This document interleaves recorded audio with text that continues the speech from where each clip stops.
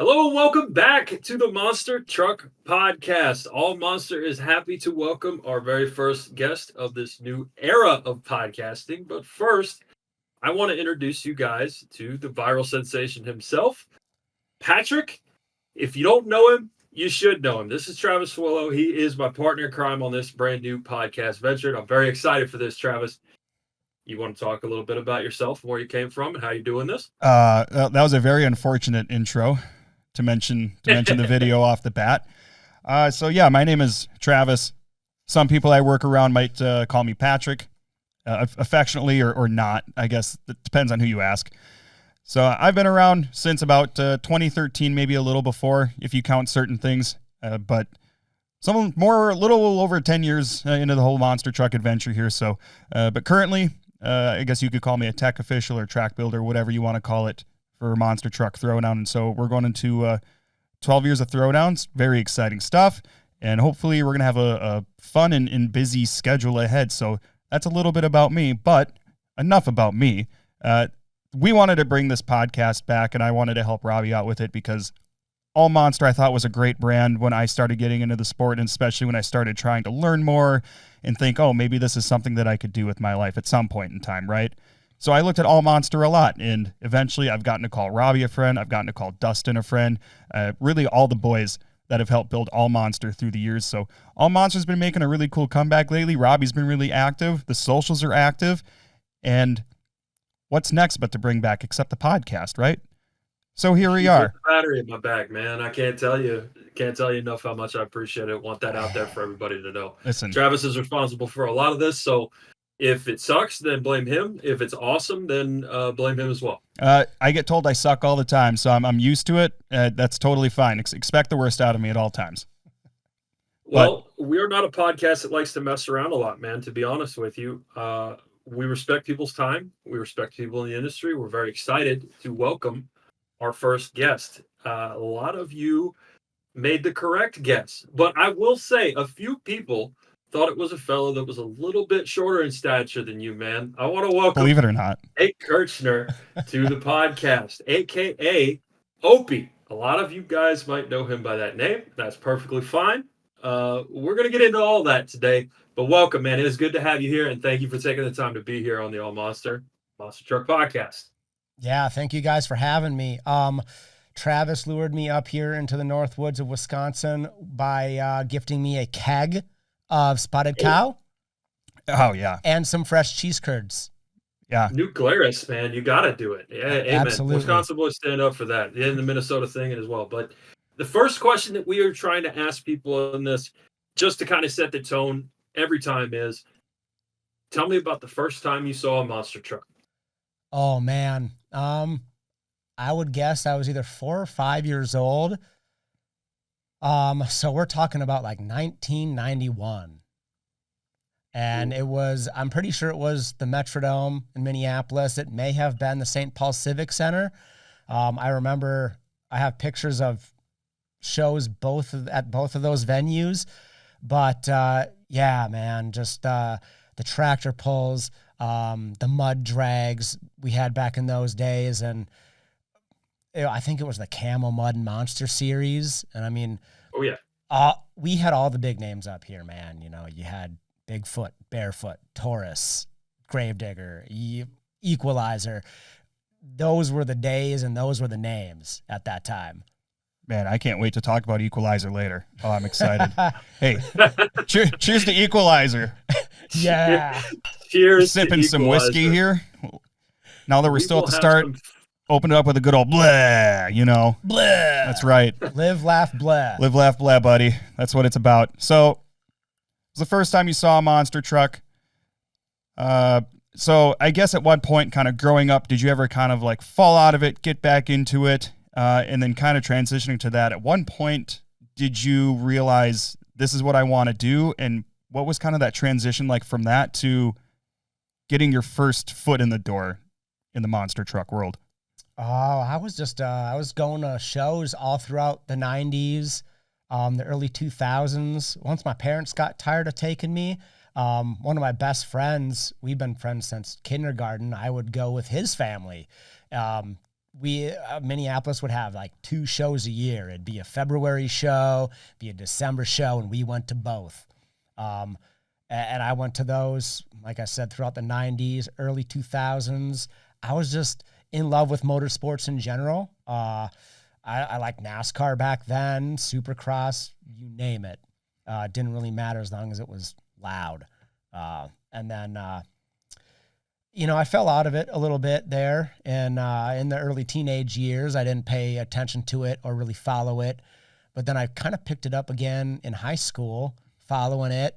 And by that time, the internet was up and we had message boards. And you guys remember the old Mayhem board? I was on there. Oh, of course. Yeah, buddy. Oh, yes. And Of then, course. allmonster.com. I mean, I'm not here to like stroke your ego too big, but I followed it. Absolutely. He has this weird complex of like he thinks nobody ever looked at Allmonster ever. Oh, And dude. he doesn't it give was- himself enough credit. I Allmonster appreciate had that, man. good pictures, good coverage.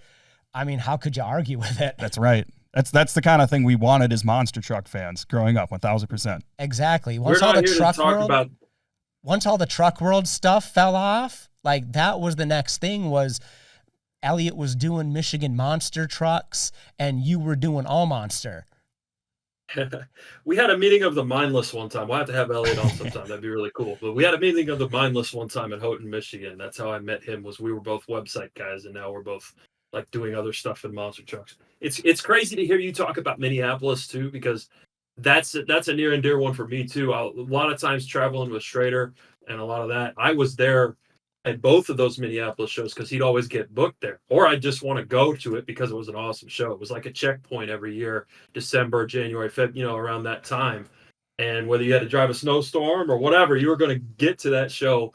And usually, honestly, it was Dennis. It was going to do something awesome, so it was going to be worth it. So we'll get to all that. But do you remember the first monster truck that you saw? Just to follow up on that first question just a little bit, do you remember if it was like a specific one, or did you just flip like me? And I saw Tough Tracks.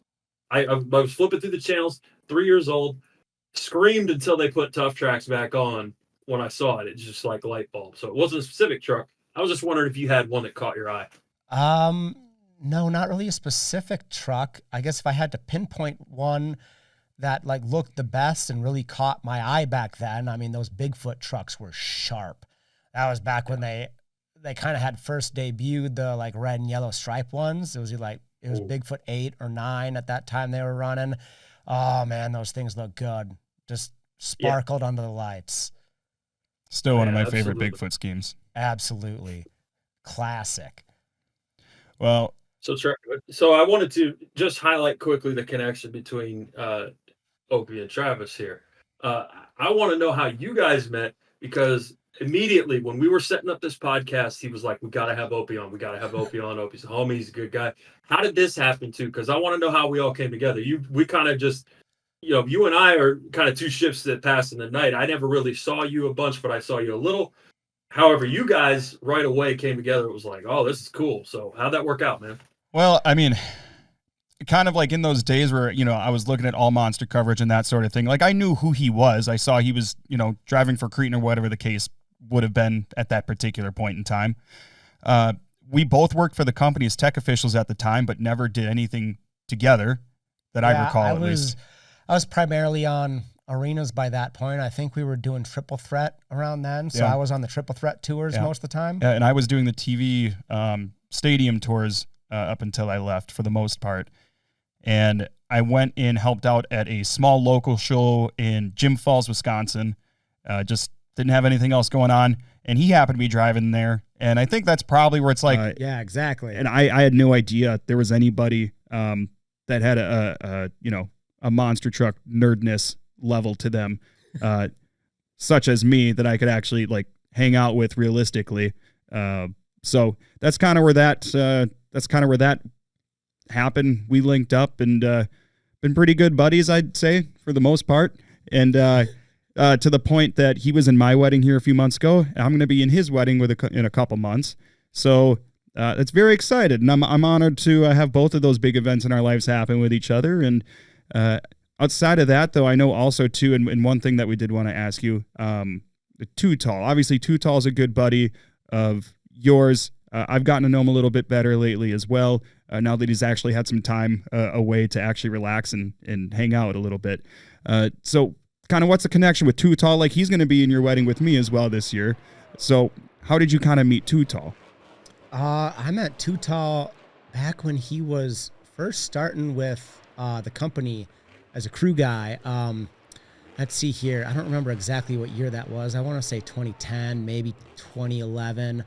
I got sent it was December, and we were getting ready for first quarter. I got sent up to the airport in Virginia Beach to pick the new guy up from the airport. Nobody else wanted to do it, so they sent Opie up.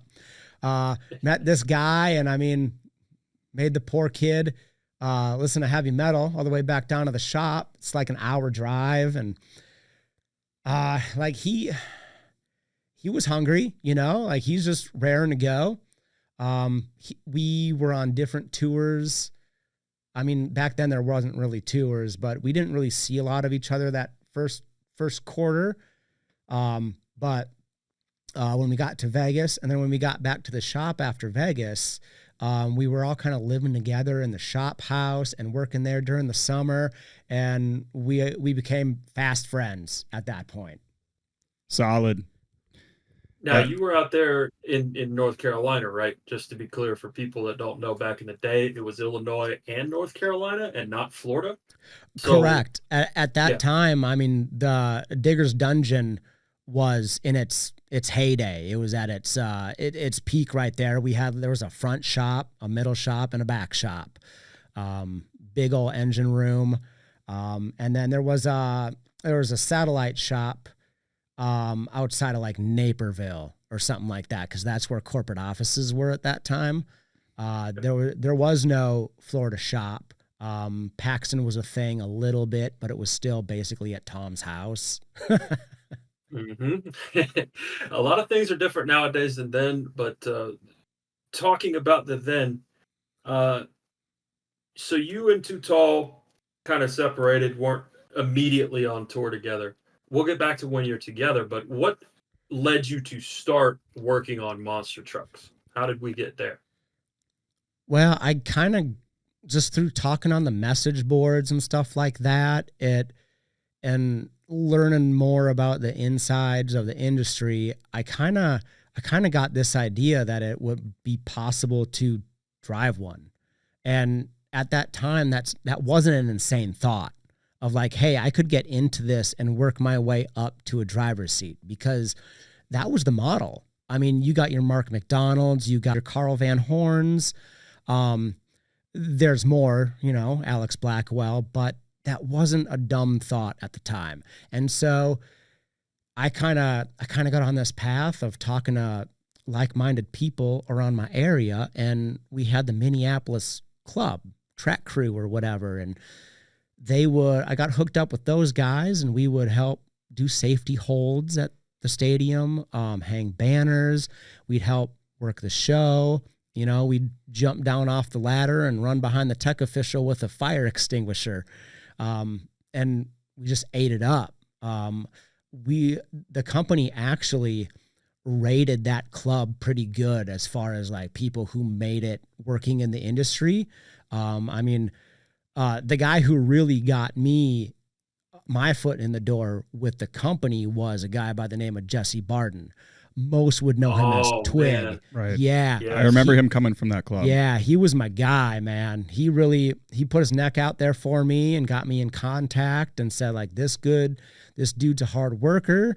He's going to work out. And he basically told me, like, go get your CDL. That's as good as gold. That's your passport into the industry. And he wasn't wrong. I mean, you can learn all the mechanical stuff, but these trucks need to get up and down the road, and you can't do that without the proper license. So that was really my in. I got that CDL, and I started talking to whoever was hiring for fleet at that point, and Twig put in a good word for me, and there I was, man. Hell yeah. That is really cool to hear. I was unaware of the JB connection. Great guy. RIP, of course. And one of the greatest dudes of all time, man. Yeah, and was just getting going too. Crewing for Air Force, crewing for Adam. They loved him. They absolutely loved him. If you go back, and these are the olden days, fellas, but like, go back and watch some of those interviews. Listen to how Adam talks about him, how all those folks that were behind the scenes and working on the trucks talked about him. That's great to hear, man. You're in good company there, and so you got started, and they're right on with the CDL thing, man. Because when I had my little cup of tea out there, I was 19, so I wasn't able to. I didn't have the age to get in there and get going at the time. That's what they told me. It's probably just that I couldn't do it as well as you guys, but we'll get there. Oh, I was not a good rig driver, believe me, but I had a license that said I could do it. I've heard some stories about it, but maybe that's another podcast. I don't know. But outside of that, so you got your foot in the door, you got your CDL. So what was it like at that time to start as a crew guy with Monster Jam? And what was kind of your first assignment? What did you kind of do to start off? My first assignment. So they hired me on right before I turned 21. I'm a January baby. So luckily that kind of aligns with the beginning of first quarter. So I flew out. My hire date was my 21st birthday, January 8th, 07, I flew out to Anaheim with Mike Wales, and he brought me to meet my first quarter assignment. I was going to be on the road with, the trucks were Bobby Parr in Suzuki and Lupe in El Toro. And I met my two trailer mates. You might remember Big Rob Cartwright. Yeah, absolutely, Rob. Man, that dude was my saving grace all year because I was green, buddy. I was green in terms of driving the rig. I was green in terms of knowledge because I didn't know anything. I didn't come from a mechanical background, but I knew I wanted to learn. One of the questions I was going to ask. So yeah. No, I didn't know anything, dude. So Big Rob really was my saving grace that year. I just did things to keep myself busy. I didn't learn a ton mechanically that first quarter, but I kept myself busy, just like sweeping the trailer, keeping the trailer clean, wiping the trucks down. And by the time we had got to Vegas for World Finals, I don't think my stock was super high, super valuable at that point for various reasons. But management saw in Vegas that what they were being told wasn't matching up with reality of like, hey, this kid's got a work ethic. You can't teach work ethic. You can teach the rest type of deal. Yeah, couldn't agree more, man. Yeah. So, but hard to say if they were going to send me packing before that at that point. I might not have been asked back, but I did good enough things throughout that season and in Vegas to at least be kept around. No substitute for hard work. No substitute for ears to the ground, listening. I got to say, it does strike me as odd that you say you didn't learn much mechanically. And I'm sorry to the Lupe Sosa fans out there. Lupe was hard on parts, so it surprises me that you didn't have something to fix a lot or weren't a part of some of that sometimes, man. He was definitely hard on parts, especially around 07. Probably some learning opportunities there. I don't remember Lupe or Bobby really yard sailing a whole bunch that year. We didn't do a ton of stadiums. I think, we did Anaheim. But from there, I want to say maybe we did Miami, and we had those two stadiums all year long. Oh, yeah. Otherwise, we were in arenas. Sure. Yeah. And, that was different than now. There weren't tours, quote unquote, but there were kind of tours. People join you for legs of them, and lineups were different here and there. So, yeah. Stone tablets and old school stuff back in the day, though, aside, like, I am Bobby Parr is one of those guys that I was always wondering, like, a little more about, wondering about what happened to him. And, he had potential, I saw as a driver, I thought, started off pretty strong and then just kind of disappeared. Wasn't for lack of crew guys, that's for sure. Had some good folks on his squad, right? So what do you remember about Bobby? Because that's a name that you don't always hear. But for me, I remembered him from St. Louis a long time ago. He came out as the second truck one time and held the lead all the way until your future person you worked for later on, Dennis, came out and burned it down. I always remembered that. I thought he had potential and then gone to the wind. What do you remember about Bobby? I remember him being a really cool dude. I'm not really sure how he got like into the monster truck thing. I want to say he had a connection through Suzuki of doing like quad stuff. So Yeah, like there, He did Quad Wars, didn't he? yeah, there was that connection Yeah, there. him and Dana Creech were both around that area. Oh, I remember Dana Creech. Yeah, he was fun to watch too, man, when he finally got behind the wheel. Absolutely.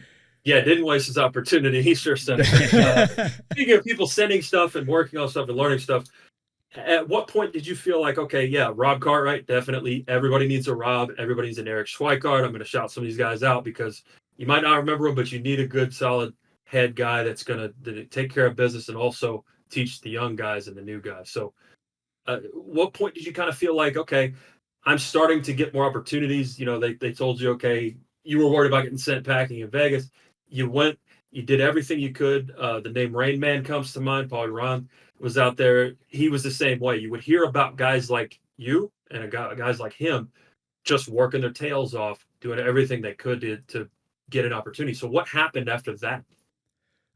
So we went back to the digger shop after Vegas. And then it was really just like fixing all the wreckage that happened in Vegas. Cause I mean, those years were rough, man. Stuff broke. Those trucks got ran hard and then everybody would hightail it back to North Carolina. Well, we got back to North Carolina, and I want to say, depending on when your rig rolled back, they gave you a few days off, let everybody decompress from first quarter, because it's hard and heavy out there for 3 months at that time. And then I remember Alex Blackwell was going to be working through the weekend to get his truck and another truck ready for a show that they had to go do. And they were looking for volunteers to stay over the weekend. And I mean, at that point, I was staying in a hotel. I didn't know anybody. There's nothing for me to do. And I wanted to learn. And so I was like, hey, I'm coming in. Whatever needs to be done, let's tell me when to show up. I'll be there. And I think that kind of opened some eyes of like, hey, this kid actually wants to work instead of just be a super fan. So worked through the weekend with Alex, and he taught me all sorts of stuff. We're tearing down planetaries, and we're doing third member swaps and stuff like that. It was my first real experience of like the nuts and the bolts of doing monster trucks. Invaluable when you're just getting going to have somebody not only teach you, but be willing to teach you at your pace. Because you know how it goes. An axle breaks between rounds, you've got to go, you got to get on it, you have to go fast. You don't have time to explain, like, now this goes here and this goes here, you know. So when you're sitting there learning that stuff from Alex, do you still feel like to this day you're applying what he taught you in that weekend that was kind of what you said pretty pivotal? Oh, without a doubt. Absolutely. That was the building blocks right there of building the foundation of what like Dustin and everybody else would teach me throughout the years. It kind of just all started that weekend with shadowing Alex. Sure. So you got through your first quarter. Now, was it after this that you transitioned to another trailer, another team of trucks? Yeah. I want to say Dustin Brown was looking for like a second guy in his trailer. Cause I mean, Dennis was just the single truck in his trailer at that time. Whoever was with him that prior first, now he didn't have anybody that prior first quarter because it was just him and Adam on that 25th anniversary tour. So he had a guy going up and down the road with him, helping him fix the truck. But with Dennis off the disabled list, coming back up to drive for the summer, Dustin needed a second guy. And I mean, he was probably keen for somebody that was hungry to learn, hungry to prove himself. And it was just kind of a perfect situation of, I was looking for somebody to take me under their wing and him looking to take someone under his wing.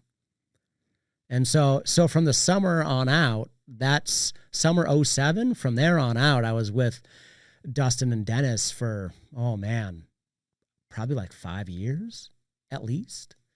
And that's a long time.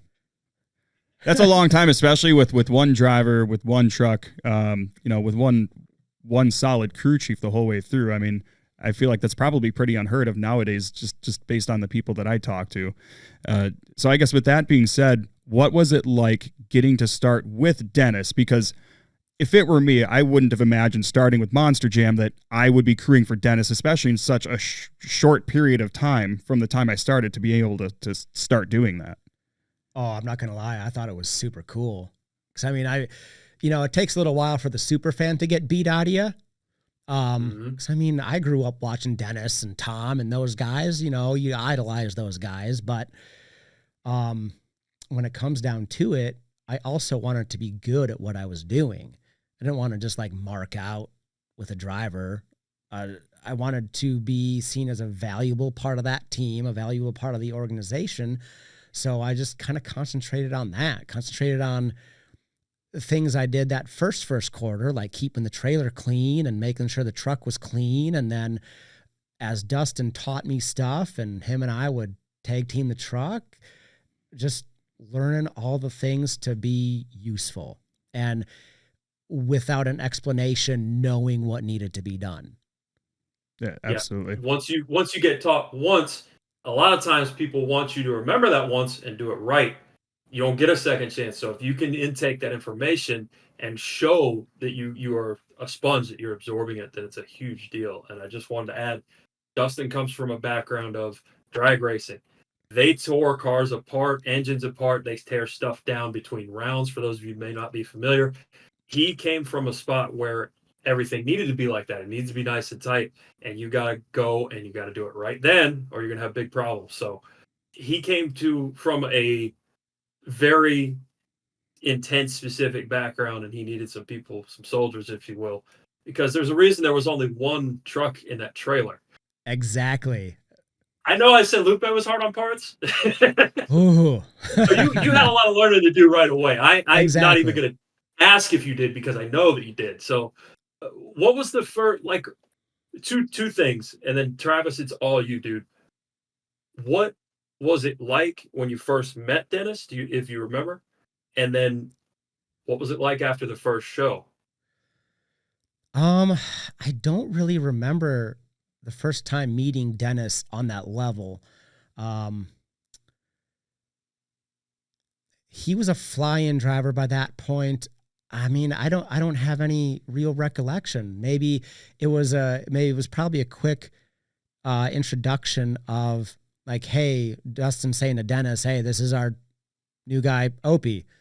But I think at the beginning, I'm sure Dennis was like, he was probably thinking like, okay, you're around in like a year, I'll learn your name, kid. It might have been one of those deals, but I can't say specifically. Right. But the first show with that team, if I had to guess, I want to say it was West Leb 2007. Oh, okay. Yeah. That's gonna be a multi-show weekend. It's not a stadium, but it's still a lot. And Dennis loved running hard for Howie Commander. That was an eye-opening experience.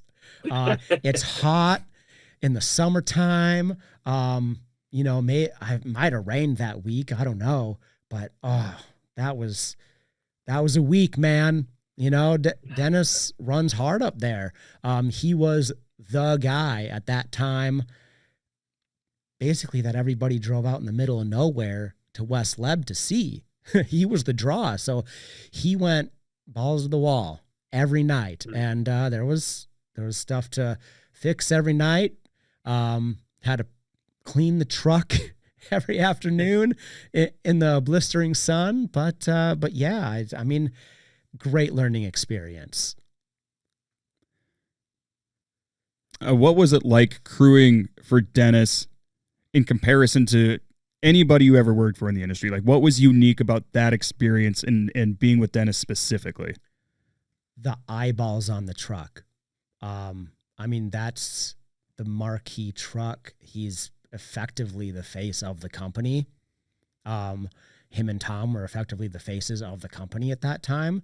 So just kind of the TV coverage. I mean, every now and then you'd see me helping hoist the trophy on like the hot seat or something like that. But just the eyeballs and knowing like, I want that truck to do cool stuff also, but I know those 50, 60,000 people in the stands, that's what they paid their money to come see.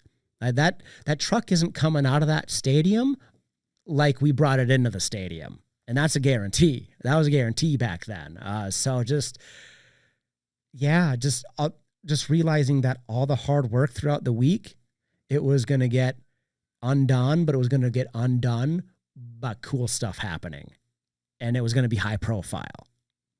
That's the only rule. If I had a armchair crew guy situation going on, that's what I would be telling my driver. You just make it look cool, because I know if you're gonna wad it up, that better be awesome. I don't want you to do something dumb and roll it over early, that kind of thing. Go out there and hammer it. Like, I love hearing that, man. That's really cool. And you didn't really have to tell him that. Right. Exactly. It was already understood. Mm-hmm. So at this point, you're about 5 years in with Dennis and Dustin. Did you quit the company when you were still there, or no, you didn't? Actually, I know the answer to that question. Never mind, I'm forgetful. So I guess after Dennis, what's after that? By that time, I mean, it was kind of time for me to leave the nest and spread my wings a little bit. Be a crew chief for yourself. By that time, my experience with the company was being wasted as a second guy in that trailer. Right. So I was kind of ready to have my own trailer. I mean, it would have been cool to stay with Dennis's digger, but that leaving point was coming. And so I kind of wanted to get ahead of it a little bit. I went to management and I'm like, I think I'm ready to have my own trailer. And I mean, back then when you had your quote unquote own trailer, you're like, there's like 3 guys and 2 trucks. It's you're basically crew chiefing one truck, another guy crew chiefing the other truck, and the third guy is like, hey, go get me this. And then you all tag team everything. That was the system with Chuck and Frank. Yeah. 06, same deal. Yep. So I knew I wasn't going to be alone or anything like that. It's not like a 1 guy, 2 trucks type of deal, but it was time. There were a bunch of drivers that I was hoping I would get. I was kind of hoping I'd get George Balhan because I always really liked his style, but he had a good crew chief pairing of him and Bobo at that time. Yep. So they decided to keep me with Team Gravedigger. And so for the next 2 years, I was on another Gravedigger. And then the other truck in my trailer was it was Spider-Man and a pretty new Bari Masauer. And eventually that's where you and Too Tall come back together too. And I was going to ask you about Bari anyway, and about Balhan, because they both rock. It's just, again, people that like each other, good team, good crew. And Balhan, at the time, I would say, just quickly, and then again, Travis, it's all you, dude, but like, Balhan had a full-time driver's mentality, but he was a fly-in driver, is what I would say about him. He was willing to help. He was willing to support. I remember very vividly that he was a good guy, and I would have liked to have worked for him as well and worked on his stuff to help him. I did a little Harley Davidson display, and those spinners suck to take on and off, but I'd have done it every week for him because he was a good guy, and he did a good job behind the wheel, and he respected his crew. I love to hear that. So yeah, you were thinking you were almost there, huh? That's interesting. Well, I mean, that's just an idea of a driver I would have loved to have worked with. Right. Okay, but I mean, they weren't asking me who I wanted to work with. It's, oh, here's you. We're putting you here. They don't ask you. They just say you're going here, and if you don't like it, kind of there's the door. Right. Right. So yeah, love to hear about the new team though, as far as the Bari portion of things too. Like, young Bari, how was that? It was great, man. I want to say it was his 2nd year driving. They put him in one of the oldest trucks in the fleet. I want to say it was C number 13, maybe. It was an older chassis. And it was a high motor Patrick. Whereas our Gravedigger was one of the newer builds. Digger 24, at that time, it was the sister truck to the first son of a Digger. So they were both in-house, or those were in-house, and they were built simultaneously. So we had a newer truck. Digger was like a year old at that point, and then Bari got the old girl. It was that was the last season for that chassis. But Bari did good. Yeah, 13 is a very low number for their chassis. So 06 was like 26. Like it was almost double that. He had a very old piece. For reference, for some of the fans out there, I want to say that the truck that Jill Canuso pile drove into the ground, I want to say that was C13. Ooh. I'm sure somebody out there is gonna know that off the top of their head. Maybe not C13. I don't know, but I want to say the chassis numbers, they either started at 10 or 11.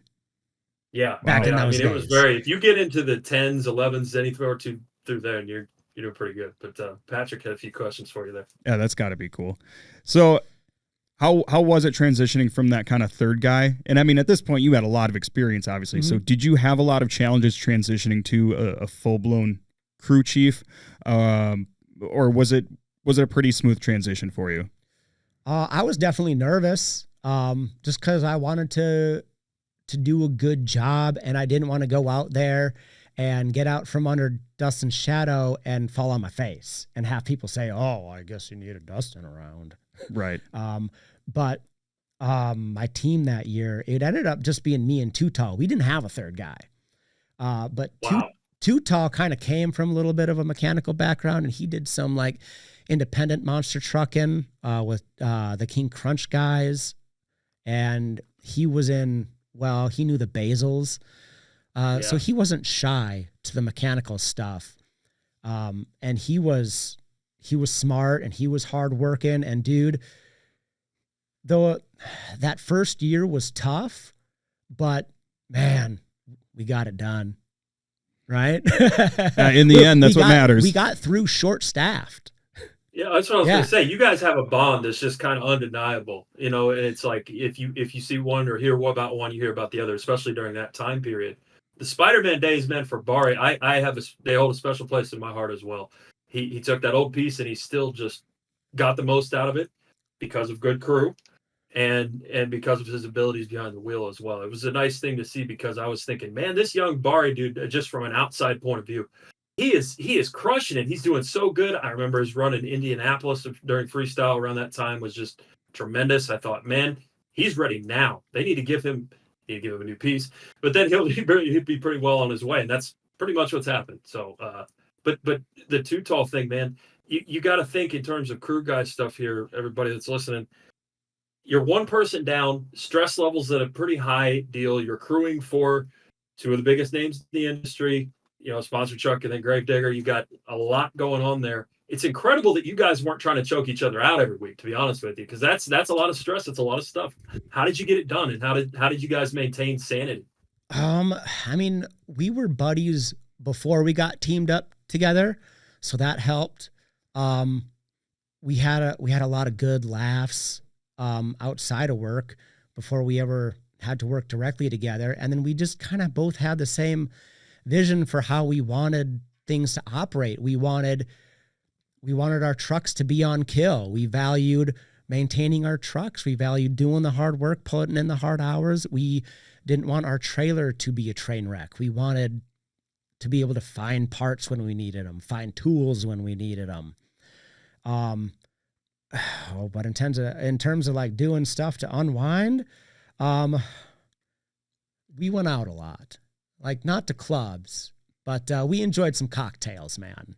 But back in those days, we were in our 20s, and our bodies could handle it better, the partying. But yeah, we partied. We had good times. I have no idea what you're talking about. And we're going to move on to the next question. Go ahead, Travis. Yeah, Perfect. I don't know how much I could say about it. That could get just uncomfortably deep very quickly. Those are off-air conversations that happen fairly often. So at this point in time, you're a Gravedigger crew chief. You got Bar, you got Too Tall. At this point in time, are you still hoping that you might have the chance to drive for the company at any point? Was that a goal that you had at this point in time still, or no? Yeah, I mean, the goal was always to drive. By that time, I would say it was getting fairly clear that was never, ever going to happen at the company. And to back up a little bit, like by the time when I started working for the company, the industry was changing a little bit. It was going through a shift. And that's not good or bad. It just is, you know. What I saw was, you know, you could work your way up from being a crew guy, and you stick around long enough and you get put in a seat at working for the company. And so that's kind of what I went in with. And at that time, they were looking to more like, they were bringing in more outside faces, you know. They're bringing in more female drivers. I think at that time we had the Jolly Sisters. Kathy Winston was still driving, maybe, I think. Yep. And then you had Medusa. But aside from the females, they were bringing in kind of outside faces that might have had notoriety and brought new fans to Monster Jam. You had your Damon Bradshaws. You had Bobby Parr, you know, because of his notoriety in the quad world. You had a guy like Cam McQueen who had his connections, and Pastrana was getting involved at that point. Yeah, Pastrana was getting involved, and you had the Nitro Circus stuff going on. So it was just kind of shifting to more the fly-in driver route, and, you know, more. It was about expanding, it seems like, at that point. Expanding the fan base. Absolutely. Yeah, absolutely. And I mean, I would say that it worked. Yeah. Yeah, you can't deny that. But every now and then they would still throw kind of a bone to some of your company crew guys. I mean, Tony Saucier, Dustin Brown. Yeah. It seems to me they might be kind of two of the last of that breed that had that opportunity. Exactly. Yeah. I mean, I would say that those guys had some good guys in their, you know, like singing their praises, kind of like being more vocal about it. Because, I mean, Cody had a very good connection of being Damon's crew chief.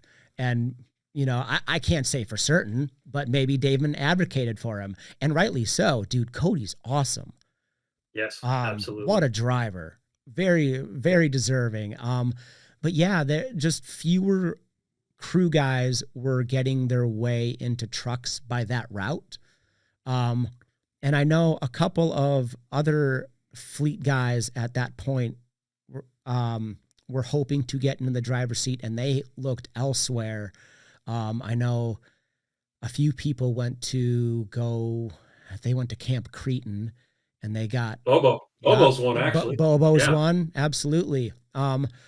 I'm sure there's others, but yeah, there were other routes to explore for guys that wanted to drive that maybe weren't going to have that path at the company. Right. So, and having that knowledge kind of as a base, as Travis messes with his microphone, base knowledge there is always talked about as far as once you do get behind the wheel, that it's an advantage. I still believe that to this day because I hear people from all walks of monster trucks. The ones that have worked on them know what's going wrong, when, why, and then what they can do with the truck. So did you have that experience once you got there? Like once you actually got in the seat, were you like, okay, this thing's vibrating, I can feel what it is, I know what's wrong with the truck, I can do this, or I can adjust in a certain way? Yeah. I mean, when you first drive one, you're feeling things that you never thought you'd feel. Like those things vibrate and they shake all over the place, dude. But in terms of like, you get used to moving stuff around in and out of the trailer. So by that time you're used to what an engine sounds like normally, and you can like hear when it's something's going wrong or dropping a valve or something like that. Even if you're just moving around at a low RPM, you can feel if a drive shaft is out of balance or if a brake rotor is warped. But some of the stuff, man, when you get behind the wheel, you're just kind of wide-eyed of like, oh, that's what that feels like, I guess. So well, I got to ask then, did you have any of those experiences once you hit something, once you broke something for the first time, something like that? Yeah. I remember when I tested out in Creten's field, the biggest thing I took away was, man, these things feel slow. Because, I mean, they got all this horsepower. They got 1,500. I mean, Creten was probably at like 1,700 or 1,800 horsepower at that time.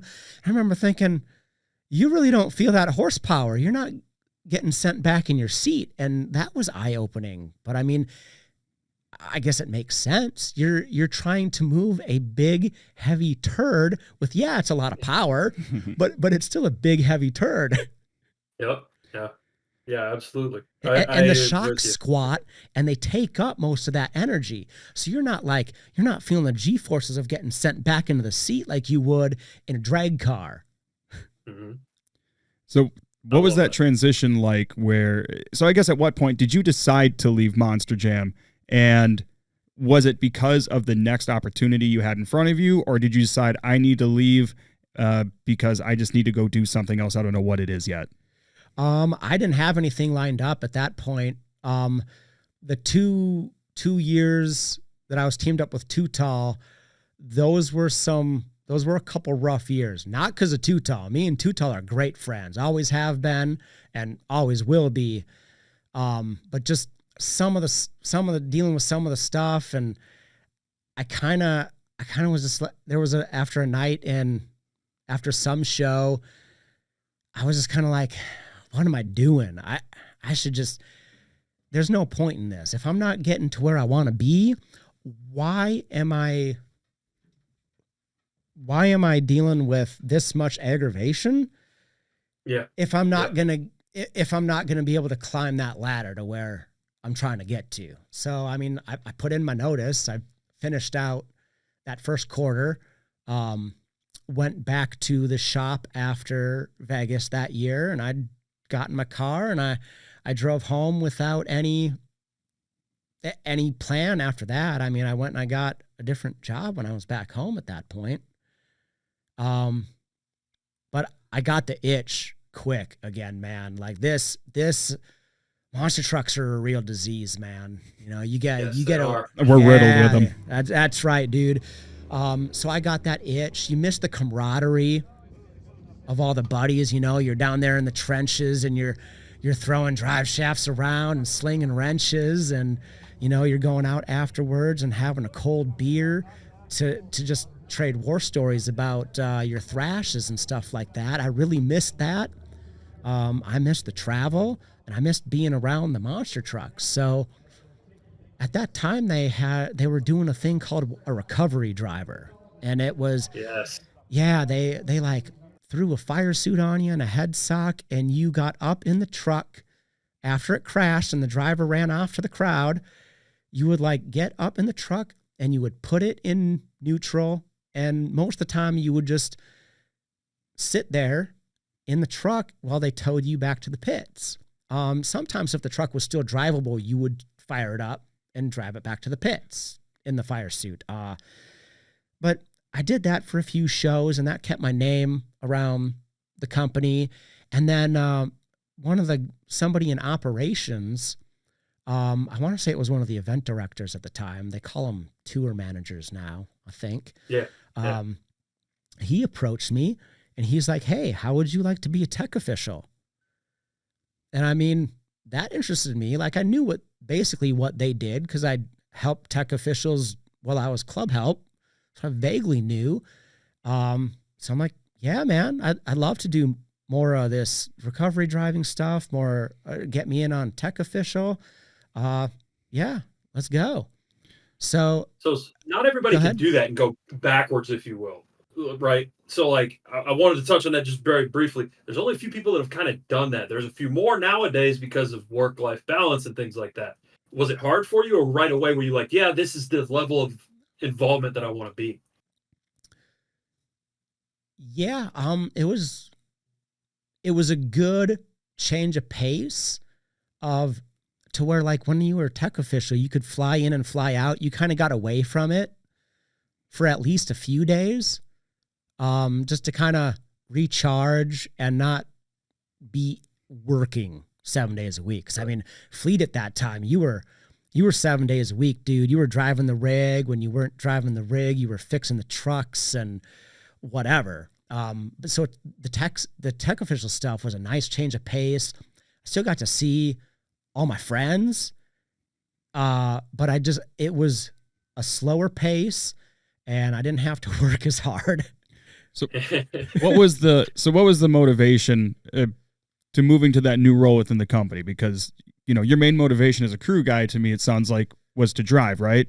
So did you have any sort of, I guess, similar hopes moving into this other role in the company, or did your motivations kind of change? I mean, my motivations didn't change at that point. I still wanted to drive, and that was the goal, but I knew I wanted to be back in it. And maybe that was probably the more immediate thing at that point was, oh man, not only do I want to drive, but I actually just miss being around this stuff. It beats doing what I was doing back home. I was working in a restaurant, right? Working in a restaurant sucks. Absolutely. Yeah. Been there. Yeah. Absolutely. Yeah. Been there. Same. So no, I was just happy to be back around it. Sweet. So you're a tech official. How long are you a tech official for there at that point? Probably through the last part of 2013 and then all of first quarter 2014, I was doing various shows, some arenas, some stadiums. There weren't two specific tours back then, so they bounced you around. And then at the end of that first quarter, I got a Facebook message from Dawn Creten. So I open it, and what does it say? It says, "Hey, do you want a job driving?" And that I'll take one job, please. That surprised me. I was like, wow, okay, yeah. I didn't even know my name was in their heads. So that was the first correspondence you had, just a random message from Dawn asking if you wanted to drive. Well, I mean, we had met numerous times before, just doing the same shows or whatever. And I'd talk to her, and I'd talk to Jim, and I'd talk to Darren Miguez, was like their main guy for a number of years.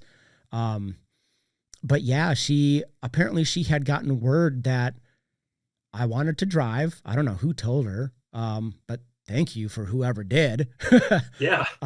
So whoever. Yeah. So I actually thought it was too good to be true. I texted her. No, see, I think my text message back to her was, "Driving what?" Question mark. Oh. I wanted to clarify. Hey, listen, if I'm coming in, I am going to drive Bounty Hunter, or no deal. Right. Like I just wanted to make sure I knew what I was getting into, because I mean, I'd never done the independent life before. The company life was significantly more cushy. There were we had an arsenal of parts at the company, and it's not always like that on the independent side. You don't always have that luxury.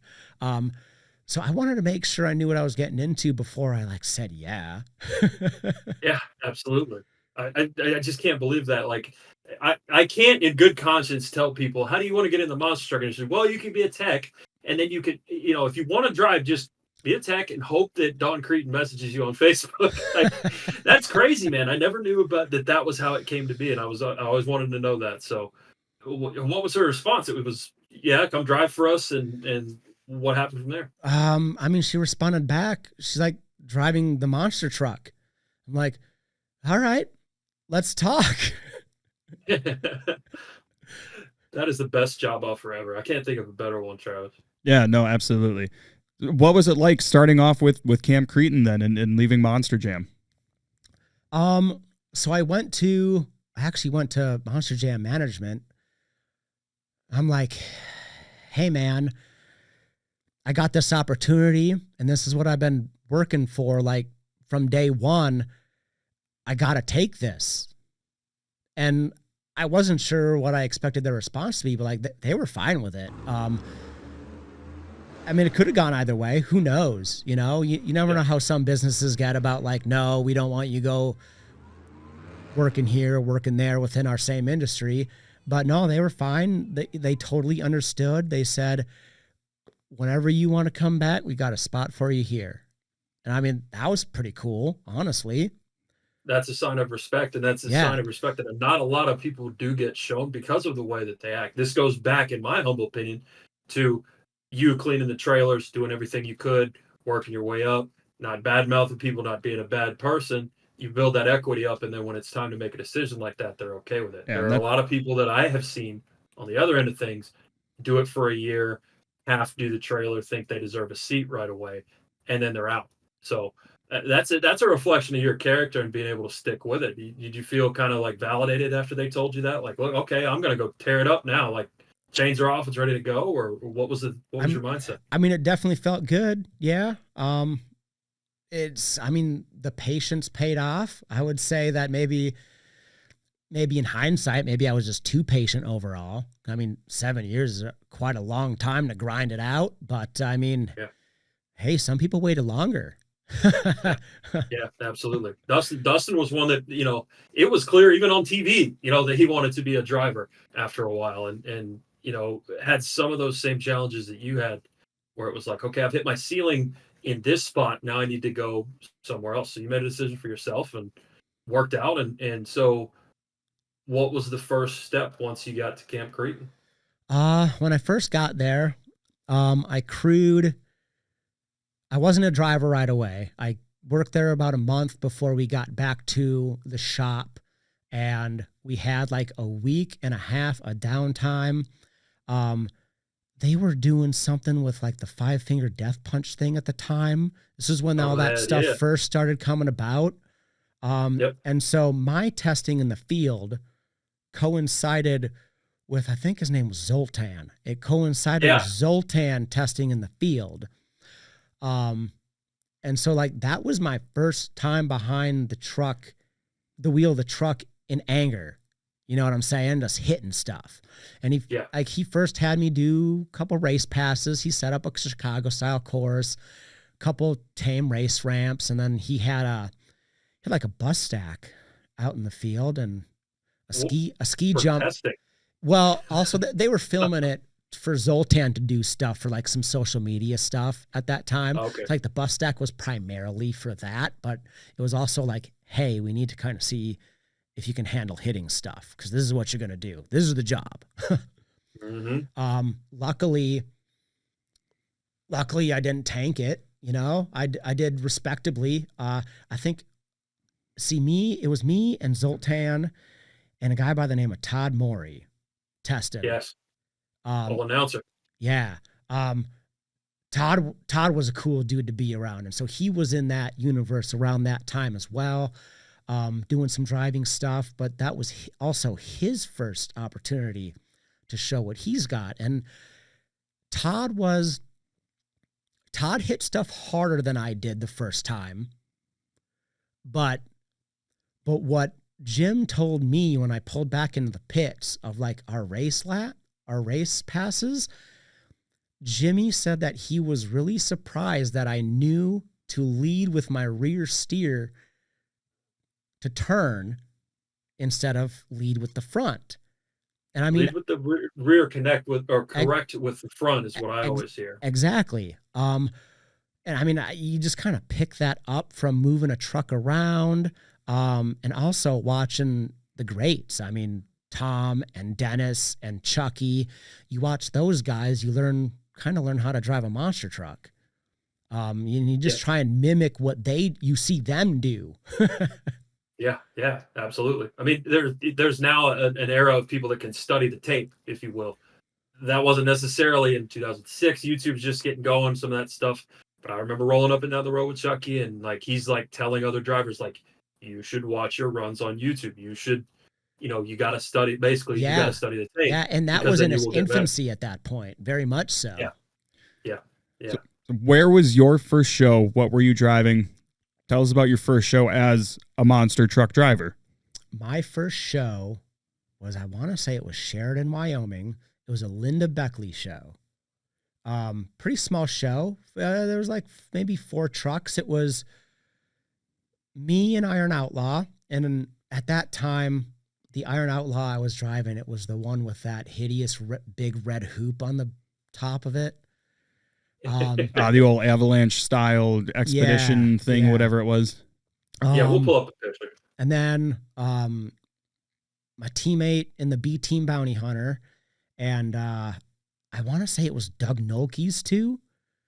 Oh, wow. Yeah. So like not high profile, but it's a great first show. Mm-hmm. Like, yeah. It was my first time hit iron walling a car. And buddy, let me tell you, they had this, got a picture of it somewhere on my cell phone. It was no joke, like a 1930s or 40s car. Very stout. Very stout, like freaking iron. And that was the lead car. And of course, me being my first show, they're sending me out first, dude. I never understood. Why do they send a new driver out first to go and frankly risk turtle shelling the thing every time? It's a build-up. Yeah, it's a build-up because you're going to suck. At that time, the mind, like the train of thought was you want your best to close, to go last in whatever competition. So when you're setting this up like it was stout, so are we talking a 90-degree sky wheelie? Like, oh boy, I'm sitting on my back here, like just waiting for it to come down, or? No, it wasn't that bad. I hit it a little timid, because I was worried about rolling over backwards. Yeah, I was probably lame. I mean, there's no footage about it over it, but I mean, I didn't roll. I didn't do anything dumb that first show. It was more about just getting the reps. Absolutely. And probably a lot of reps because you had a pretty busy schedule with Creten, right? Oh, dude. Creten was notorious. We would have like midweek shows and like you'd have a Wednesday show and then you'd have to pack up. You'd have maybe a Thursday or a Friday, like 400 miles away. I have a lot of respect for Darren Migas, who you mentioned before. Oh my God. A lot of times he was a solo act doing that. And I remember they asked Lindsey Wink, about, well, you've made this big jump and improvement in your driving. And he's like, yeah, because I'm driving 80 shows a year, it seems like, right? And exactly. So it's just it's practice. So you got a lot of reps there. And did you feel like, was there a point during that time where you felt like, okay, I feel comfortable now? Was there a show? Was there a moment? Was there something that happened? Or was it just generally you built up the reps until you had the confidence? Just kind of generally the reps. I was bouncing a lot between chassis when I was there. Dawn didn't drive a lot during the summer at that time. She would do big shows at promoters that asked specifically for her. And then she would do monster jams. But otherwise she would stay home with the kids, take care of the homestead, what have you. So sometimes I was driving Dawn's chassis. And other times I was driving the old Iron Outlaw chassis, which was that one with the big red monstrosity. That was the backflip truck. That was their backflip truck at that time. But I remember I liked Dawn's chassis a lot better. It was a newer Patrick. Everything was just tighter in it. I felt like it responded better. But I remember doing a show for I think it was an Ed Beckley show somewhere in middle of nowhere, Kansas. I've tried finding footage of it because it was like probably the best freestyle run I ever did. I remember I was mad as hell going into freestyle because I had won all of my races and still somehow didn't get called out for the final round. Huh. I was livid. Like back then you have the mindset of like, oh, I don't work this hard to be screwed over by da-da-da-da-da. But so yeah, I was aggravated by strapping in for freestyle, and I go out, I do my run. I mean, there was like probably the biggest thing out there was a Carvan car stack. Nothing monstrous. It was just like a fair show or whatever. But I do a run and I'm hitting things with authority, good momentum. Didn't roll, didn't wreck anything. I come back and I remember getting out of my truck because I think I went first. Pretty sure I went first or second. And my teammate at the time, he's like, I can hear him strapped in his truck shouting out of his helmet. He's like, what the hell was that? I'm like, what do you mean? He's like, I never seen you drive like that before. And I'm like, yeah, dude, I was mad. He's going to go up and start kicking you in the shins before the show starts. So, like, just start irritating you so you get out there and send it. Yeah. So I know about this because it's a fun video to pull up. But tell us about your first rollover. Oh, yeah. Gaithersburg, Maryland.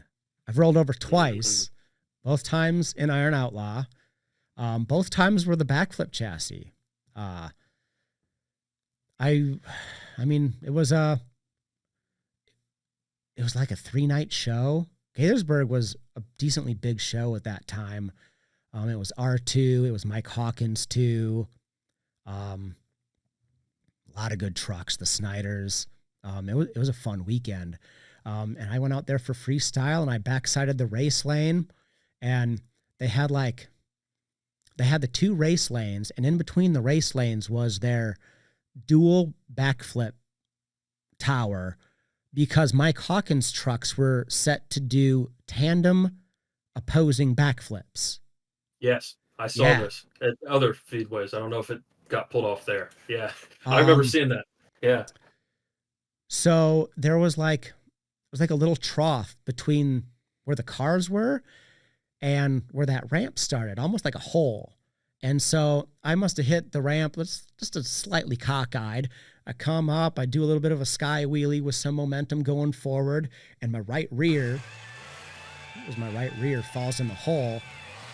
And immediately I know, I'm like, oh, okay, I'm going to have to chase this down, or at least try, because I pretty much know the way it's about to bounce me. Well, I had an open diff in the front. So, I mean, at that time, not all the trucks had lockers in the front, and all the cool guy saves, that's locker in the front or spool. Yep. You ain't saving nothing with a front diff.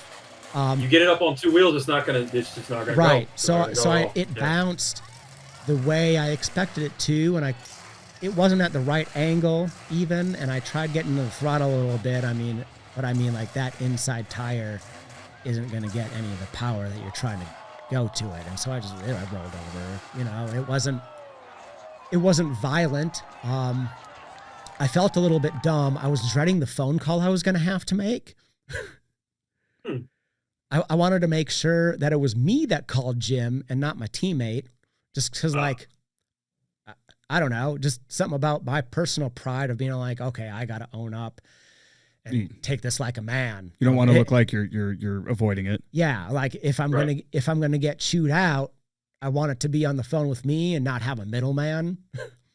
So I called him, and he was Jim was very nonchalant about it. He's like, did you wreck the body at all? I'm like, yeah, a little bit, the front clip. And I'm like, and he's basically like, well, you're gonna have fun fiberglassing it back together. I'm like, yeah, I guess so. No harm, no foul. And I mean, you're in a position at that point where your responsibility is to fix the stuff that you break. It's your responsibility. Exactly. That's part of the gig. That's what I signed up for. So about when did you start to kind of come out of Camp Creten, and what was lined up after that, if anything? Let's see here. I was getting towards the fall time, and I was getting frustrated about the guy I was on the road with, teamed up with at the time. He would not come into the shop that often, which was very frustrating because he would run the truck like a total a-hole and break stuff. And I remember one time he blew an engine, just over revving it and stuff. And we had to go back to the shop to fix it. And we get back to the shop, and he doesn't show up for 2 days. And I'm Back thinking, to we just talked about fix the stuff you broke, yeah. right? Mhm. And like, this wasn't the first time that he'd been kind of MIA at the shop throughout that summer.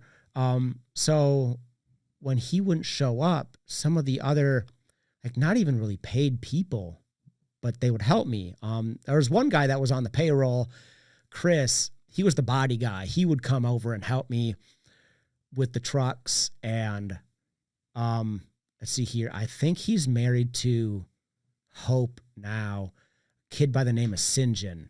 He was like high school at the time. So, you know, real young, but he would help me after school. And then, so like, they'd be helping me on these trucks, cause we got to get stuff fixed, get stuff washed, loaded back up, cause we got to get to the next show. And then, you know, my teammate, he'd show up long enough to piss off my help. My help would leave, and then he would leave. And then I'd be stuck working till 9 or 10 o'clock fixing stuff that I didn't even get to break. And so like, throughout the summer, I kind of just, you know, you dial back what you do as a driver, because the one thing I can control is how much I break on my truck and how much I have to work on my truck, because I'm going to have to work on this other guy's anyway. So now you're compensating in maybe not driving as hard or as risky as you maybe would have if you didn't expect to possibly have to fix things that you didn't break. Exactly. Yeah, it's frustrating, but I mean, that's the game. That's the game I played. And then I started thinking like started thinking about the future, about that next season, because I think sometime during the fall, Monster Jam had given Jim kind of the tentative schedule for the B team, which I would have been on for first quarter Monster Jam. And oh man, we were crisscrossing the country. The routing was rough, and I knew like, Monster Jam seasons are tough. Like, you want to go out there and you want to put on your best foot forward. You want to make a good representation, run hard, do cool stuff, but they run their shows tight and they have an expectation, and there's short turnaround times, and there's like 4 or 5 shows in an arena weekend. So I just kind of looked off at that next year, and I'm like, what am I doing? Like, do I really want to, if it's this frustrating now, it ain't going to get better. Like, this situation is not going to get better. Do I really want to be like cold and tired and unhappy? Or do I want to just like call this good? Like, I got my taste. I don't really think I'm going to get much further with this driving thing. Like, I mean, why keep working that hard for so little payoff? And finally I decided, probably, like, honestly, I wanted to quit in probably like early September of that year. But the girl I was dating at the time, she actually talked me into finishing out the rest of the calendar year. Wow. That's rare. That in and of itself is rare. We get Yeah. personal on the personal side, but that is rare, because a lot of people are just asking, when are you going to be home? When are you going to be home? When are you going to be home? When are you going to be home? So that's the opposite now. Yeah. So you finished it out. Yeah. So, I mean, I talked to Jimmy at that time. I literally put in probably like a 2-month notice. Like, I didn't want to screw him over. He gave me a great opportunity. I was very appreciative, and I wanted to make sure he had enough time to find another guy, but just that I wasn't going to be a part of it after that calendar year. He understood. And I mean, and then it was what it was. I went home, spent the holidays at home, and let's see here. Then I was I was a tech official that next first quarter. Like, as soon as it was like very known, I made sure Jimmy and Dawn knew that I was done. Then I called the Monster Jam guys back up, and I'm like, hey, I'm going to be free. You need a guy? And good help doesn't go unpunished, so you got rehired. Yeah, exactly. Absolutely. So you're doing the tech official thing. COVID hits, right? And then that's kind of the next progression. You get a big boy job doing big boy things, and then you kind of get the opportunity to kind of slide back in a little bit with Monster Jam. So kind of tell us about kind of how that all sort of worked out, and then the opportunities that followed after that. Yeah. So, I mean, I was full-time tech officialing up through COVID. I remember being in when COVID hit, and I was in Vancouver, Canada. We were going to do a show, and we set up the entire arena. And we had gotten word that all the other shows stateside were getting canceled that weekend.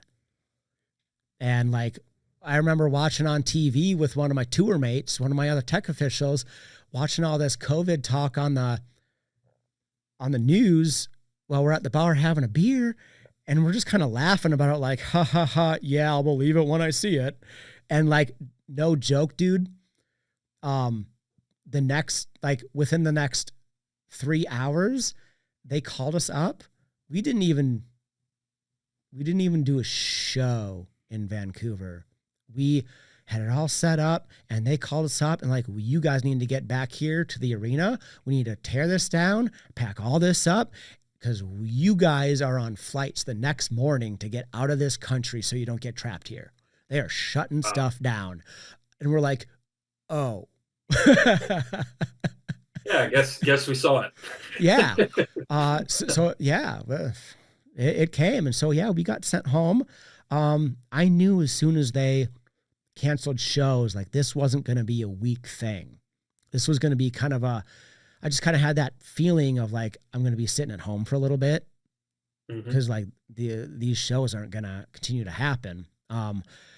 So I got home and just kind of sitting around, and you get tired of sitting around, and you know, you can't spend any money because you don't have any money coming in. So I just kind of started looking for jobs, you know, and luckily I had gone to college. In the fall, when I wasn't monster trucking, I would go to college. So I got a degree in finance and stuff like that. And I had some other things as backup plans. And I was fortunate enough to find a job. They were hiring a very solid job. And I mean, I took it. That was summer 2020, and nothing had really come back yet. I didn't want to, get my bank account down to zero. I'm like, I got to work. I can't be waiting around. So stability is key, man. And you cannot find that very far in monster trucks in most cases, especially a few years ago. Yeah. And so unfortunately that kind of spelled the end for full-time monster trucking. And that's okay. I mean, I lived the full-time life for a long time and many great years and a lot of cool travel, a lot of great places, a lot of great international places that I would have never gone to without monster trucks, of all things, right? Monster trucks. Yeah. But yeah, man, but I still kept in contact with a lot of people. Still got a lot of friends that work full-time nowadays. And just now doing various things in the industry. Sometimes you might see me pop up of being a fill-in driver for Team Throttle Monster. And, I mean, I got hooked up with those guys because Too Tall was one of their big guys, running up and down the road. And I joke with Too Tall, like Too Tall's better for my driving career than I ever was. Like he dropped my name to Mike and Paul and about having me come fill in, and like during COVID when they were running Equalizer and Hang Loose, and then I did a few Rockwell Red things and this and that. So I'm just kind of on their fill-in list. And, me and Mike Christensen, we worked together when he was Lindsay's crew chief. So we knew each other from working at Monster Jam.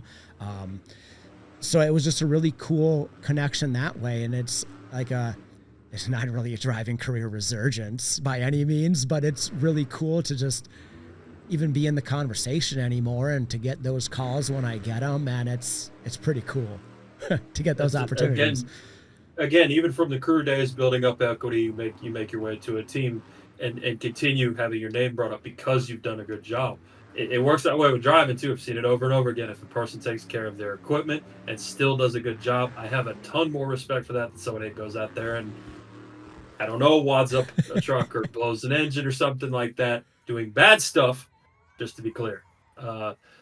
Yeah, I love hearing that, man. That's really cool to hear. And I mean, can't spoil anything, but we'd love to see Nate, behind the wheel again. That would be awesome. Look out for Earthshaker or Rockwell Red or something in the future. You got to have it. Maybe something else too. Who really knows? So we've been going at this for a little bit, so I think we should probably get to some fan questions. What do you think, Robbie? I had my cursor on our not so secret question list from the fans here. A lot of people asked some great questions. Some people asked some ones that we're not going to use, but thank you to everybody from YouTube, from Facebook, from Instagram. Like, you guys were all over it, and we really do appreciate that. So the first one I have, and we can alternate, man, if that's cool. The first one is just from Dustin Spallone, and it says, "Yeah, dog." Not a question. Yeah, dog. That was in there too. No, the real first question is from the S Kicker. It says, I think based on the clues in JR's comment, it's Opie.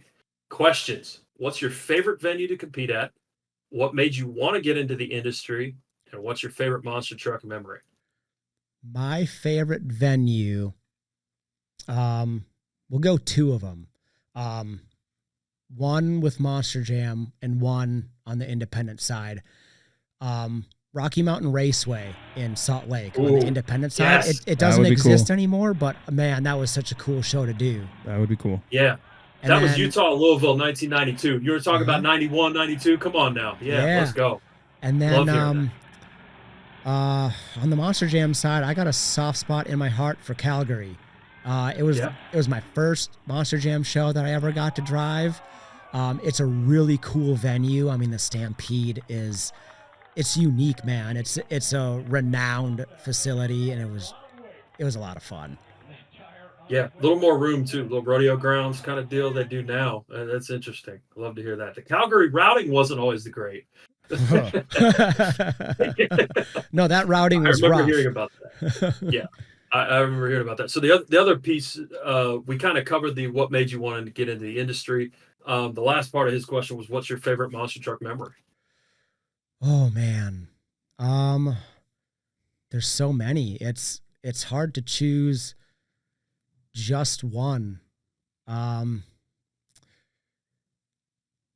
would have to say, just isolating, if it was me specific, getting to drive Earthshaker, because it is a Monster Jam identity, as opposed to like a Rockwell Red where it's not Monster Jam specific identity.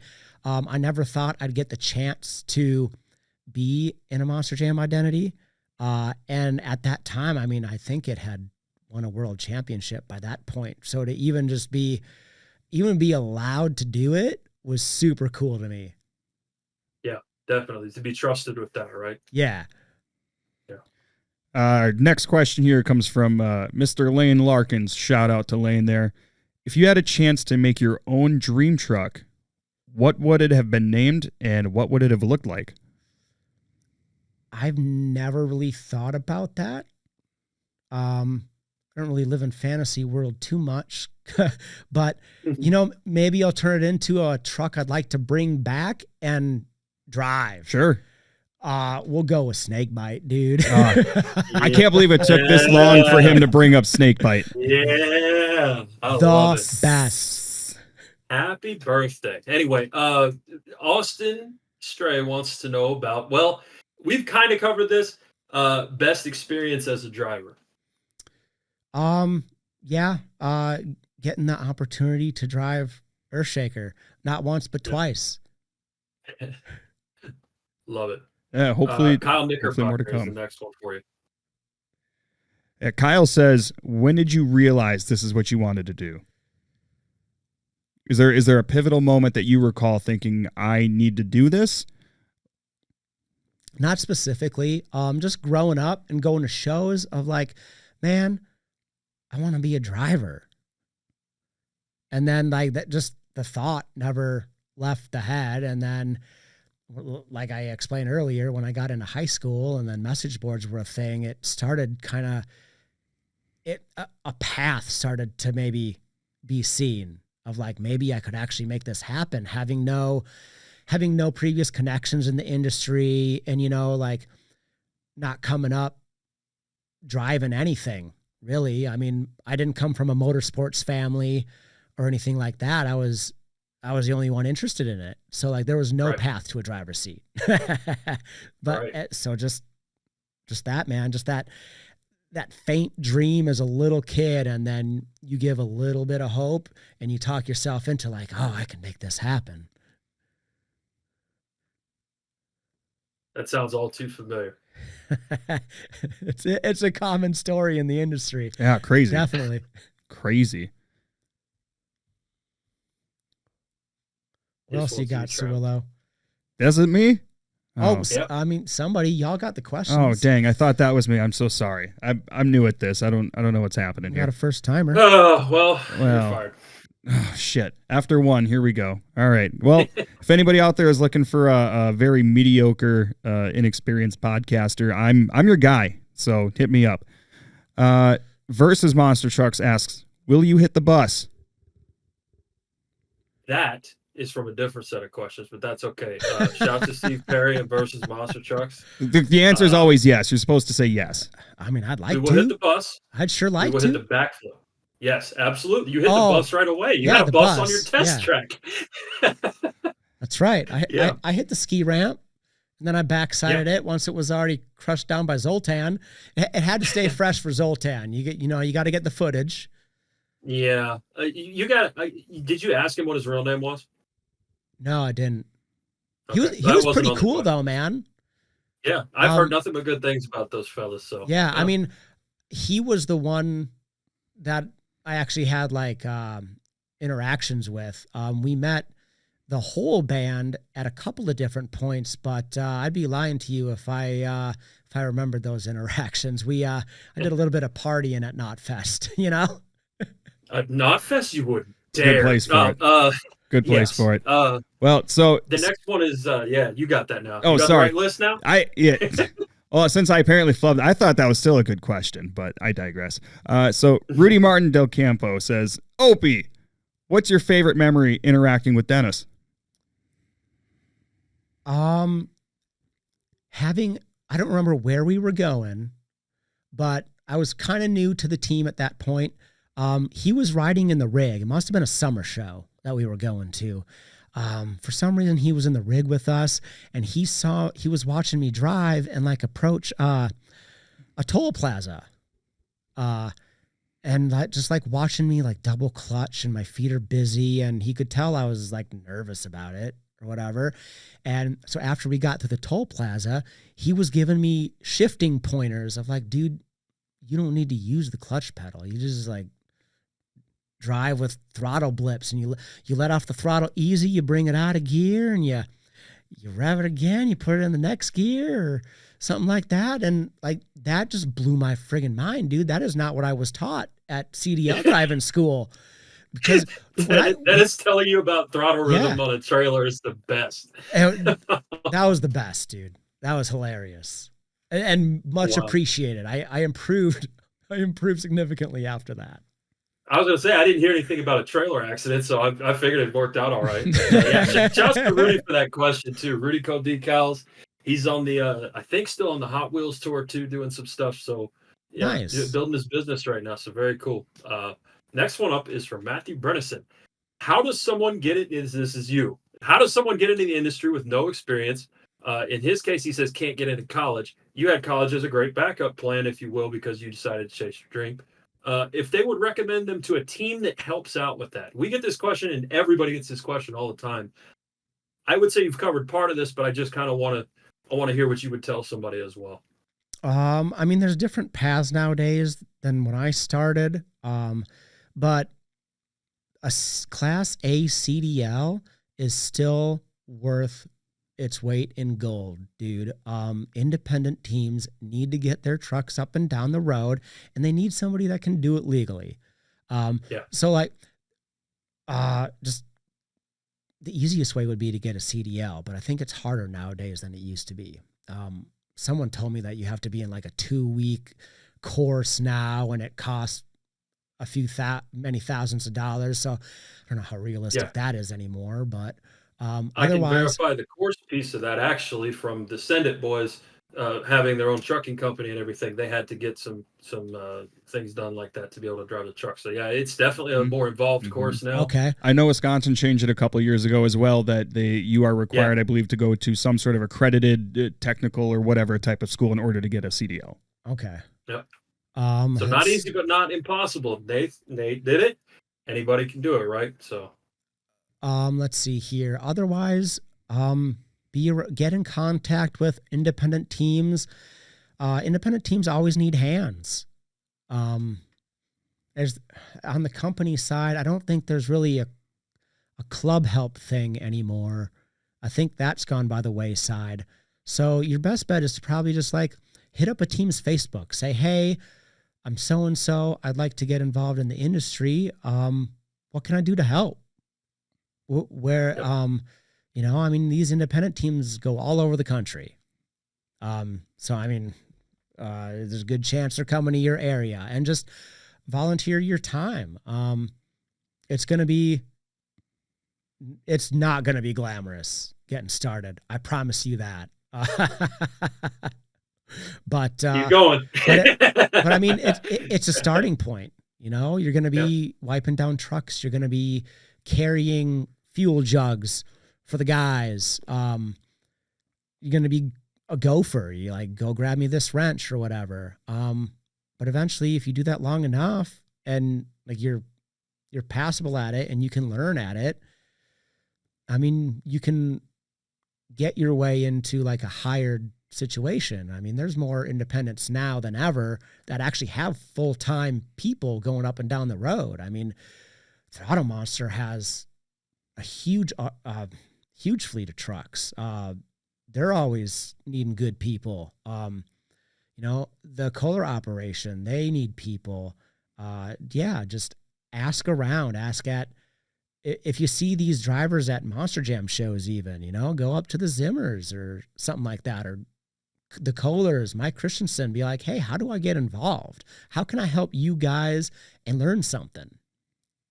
Yeah, I will speak just to me and Travis in our little small corner of the world. That's how we got, in with some teams, if you will, and just, built up some equity. There was just being willing to work hard for somebody. There was a time for me, Quincy, Illinois, a long time ago. Zimmer had 0 crew. And so I walk over, hey, I see you have 0 crew. I am literally better than nothing. That's not what I said, but that's basically what you got to do, right? Is to get in there and just say, hey, I'll do this. And that show was the Quincy mud show that we post about once a year on Instagram. A lot of fun there. I did Quincy there's nothing one time. like it was hot and miserable there. It's always hot, and I love Quincy. I respect Quincy. Don't get me wrong, but it was a mud show, and tire irons in between the grooves of the tires to get the mud off between shows. I slept really, really well, but you know what? You built up that equity, and the next time they come around, that's the deal. Couldn't agree more with you, man. It's great to have had that insight to somebody you've worn so many hats in this industry. Is there one obviously like driving is going to be one that you go, yeah, I love driving, but do you have one that kind of fits where you're at right now? Do you feel like doing the tech stuff and that stuff is enough now? Or do you still want to, like you said, you were cool in the Jets on a return, but like somebody calls you to drive tomorrow, you're going, right? I mean, it depends on who calls. But I mean, yeah, if it works in my schedule and I don't have something else already booked that weekend, or if I have the PTO to use, I'll say, yeah, probably. I'm Monster Jam approved. So, sometimes that can come in handy if you're short on Monster Jam approved guys. Yes. But I like being able to do a little bit of everything. It's fun. You don't get burned out on doing that one thing. I would say something surprising that I really enjoy. is track building. Yeah. Yeah, absolutely. I ran a loader for the first time this summer in Rensselaer. It was a lot of fun. It was more fun than I thought it would be. Yeah, loaders and skid steers are so much fun. And doing recoveries, that's pretty neat. That's a trip. I mean, I've watched it done a million times, but it's a different deal when you're in that loader, and it's neat. Yeah, absolutely. Travis, do you have anything else for your friend that is in the same room as you right now? What is the biggest pro and the biggest con working for? And this question is from MT World Media. What is the biggest pro in working for the company and an independent team, and the biggest con for both as well? The biggest pro working for the company, I mean, steady pay. Nowadays, I mean, they got benefits, you know. When I was fleet, the pay wasn't as good. It was a very different structure. We didn't have benefits. Yep. And nowadays, like the fleet guys, they don't drive the rigs. They outsource the rig driving. So like when you get hired on as fleet, you're only dealing with the trucks. So like that's a pro. I can say from experience that driving the rig sucks, and I would have rather not have done it. Mm-hmm. And I don't care what anybody else says, they feel the same way. But yeah, the pro about like working for Monster Jam is like, first of all, you got volume of shows, and they're quality shows. The professionalism. You learn how to do things right. You learn how to do things from a strong safety perspective. There's good camaraderie there. There's a lot of corporate support with like your travel. You know, if you're having travel problems, you're not on your own. You have other people to help you deal with that. But yeah, basically just like you could actually, if you wanted to monster truck full time, whether it be as one of the mechanics or a tech official nowadays, that's viable. You know what I'm saying? Like it's not bad. Plus you got the benefits. It makes it work out better. And I mean, the schedule's spread out more now throughout the year. So like you're on the road a little bit more with that sense, but like I said, you're staying in decent hotels, you're flying reputable airlines, you have steady pay, that paycheck's going to clear, which sometimes when you get outside of that company life, sometimes that paycheck might not be there when you expect it to be. Mm-hmm. Mm-hmm. I've heard all sorts of horror stories from people. Yeah. Yes, I have too. I don't know if I should say anything else about that, but I know what you're talking about. I haven't personally experienced it, but I know it exists. Yep. Robbie, I got Absolutely. one last question. If we still got the time for it. Let's do it. Our most asked question by far, and I also need to ask this for myself as well. How's your mom? You keep my mother's name out of your mouth, boy. So anyways, with that, I think it's about time that's all the time. Hey, Travis, how's your mom? All right. Well, I think we're running out of time here, boys. There's no better way to end it than that right there. Love it. That podcast is dead. So anyways, with that, there we go. Anyways, with that, big thank you to everybody for checking out the Allmonster Monster Truck Podcast, making its return. We really wanted to get Opie on here because he's done a lot of different stuff in this industry.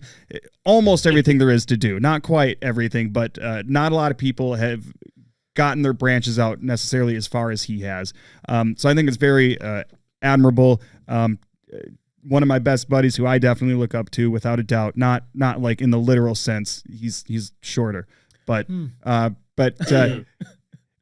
a lot of fun together. Like I said, thanks again to everybody for checking out Allmonster's Monster Truck Podcast, making its return. Don't forget to subscribe to us on YouTube, wherever you get your podcasts. We're going to figure that out and make sure we send out the communications on where you can find us going forward from here. But don't forget to subscribe, like, comment, do all that fun stuff that you need to do. And we're going to keep the content rolling, guys. So it's been a lot of fun, and it's really awesome that we're back, Robbie. I couldn't thank you enough for being on, Nate. Really appreciate it. Everybody, whether they call him Nate, whether they call him Opie, good guy in the industry, great first guest to have as we roll things back, man. And really do appreciate the time. And I have one little follow-up at the end. If you could pick the next guest, who would it be? Oh, man. Elliot Miller. Uh-oh. I'm going to see him. Well, I can't date this podcast, but I'll be seeing Elliot soon. So that's a possibility. I'll let him know that you said that. Or Too Tall's always a good one. Too Tall's a great one. We may have to talk to Toodles soon. So appreciate it, man. If there's anything that you want to shout out or where people can find you on socials and stuff, by all means, the floor is yours. No, man, I don't do socials. He's old. Good for you. Good for you. There needs to be more people like you. I mean, I'm on them, but I don't post anything ever. I'm not on Instagram. I'm not a brand. I'm just a guy that does monster truck stuff, buddy. That guy that does monster truck stuff very well and has had a decorated career. We appreciate it, man. Thank you guys for having me. I appreciate you.